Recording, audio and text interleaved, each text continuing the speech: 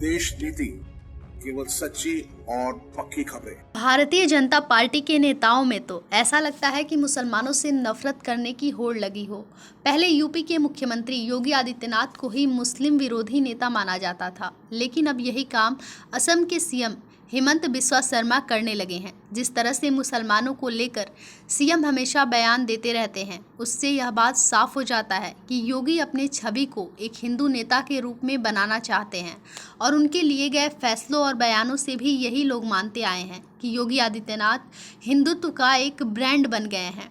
यही हिंदुत्व वाली छवि बनाने की राह पर अब हेमंत बिस्वा शर्मा भी निकल पड़े हैं। आदित्यनाथ ने उत्तर प्रदेश में लव जिहाद के खिलाफ कड़ा कानून बनाया, तो वहीं अब हेमंत बिस्वा शर्मा ने भी असम में कुछ ऐसा ही करने का मन बना लिया है।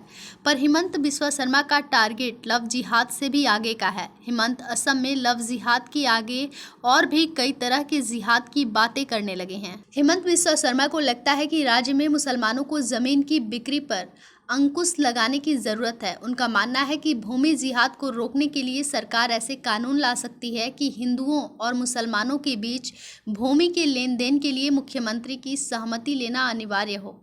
असम में घटी हर घटना में उन्हें एक अलग किस्म का जिहाद नजर आता है। पिछले दिनों उन्होंने असम में उर्वरक जिहाद का भी जिक्र किया था। फिलहाल बाढ़ जिहाद के चलते अभी सरमन के टारगेट पर एक बंगाली मुस्लिम का शिक्षण संस्थान है। शर्मा ने कहा कि इस संस्थान में पढ़ने वाले छात्रों को असम की सरकार सरकारी नौकरी में जगह नहीं देगी।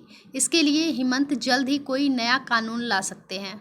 आपको बता दें कि हेमंत के लिए हिंदुत्व का पोस्टर बॉय बनने की धुन आज से नहीं है। भारतीय जनता पार्टी ज्वाइन करने से ही उन्होंने हार्डकोर हिंदुत्व की राह पकड़ ली थी। मुस्लिम आबादी को लेकर लगातार बयान, चाइल्ड मैरिज के नाम पर मुस्लिम शादियों में रुकावट डालने की कोशिश या सीएए और एनआरसी की बात रही हो, हेमंत मुस्लिम समुदाय के खिलाफ इस तरह से आग उगलते हैं जिसका मुकाबला खाटी भाजपाई भी नहीं कर सकते। अब तो ये हाल है कि हिंदुत्व के पोस्टर बॉय योगी आदित्यनाथ को भी वो पीछे छोड़ने लगे हैं।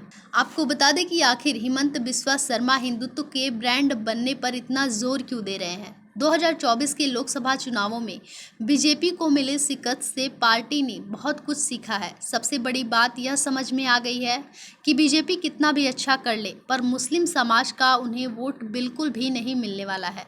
दूसरी बात यह भी है कि जिस तरह कांग्रेस लगातार जातीय जनगणना आरक्षण के कोटे को 50% से बढ़ाने की बात कर रही है, उसका मुकाबला करने के लिए बीजेपी को सिर्फ हिंदुत्व का उभार ही नजर आ रहा है। सरकार जिसे वक्फ बोर्ड संशोधन कानून को लाने के लिए उत्साहित नजर आ रही है, उसका भी यही कारण है।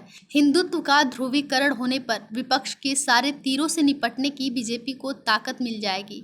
वैसे आपको क्या लगता है, क्या सच में हेमंत बिस्वा शर्मा इस तरह के फैसलों से बीजेपी में वो जगह बना पाएंगे जो मुख्यमंत्री योगी आदित्यनाथ ने बनाई है? हमें कॉमेंट में लिखकर जरूर बताएं और साथ ही हमारे चैनल को लाइक करें, शेयर करें और सब्सक्राइब करें।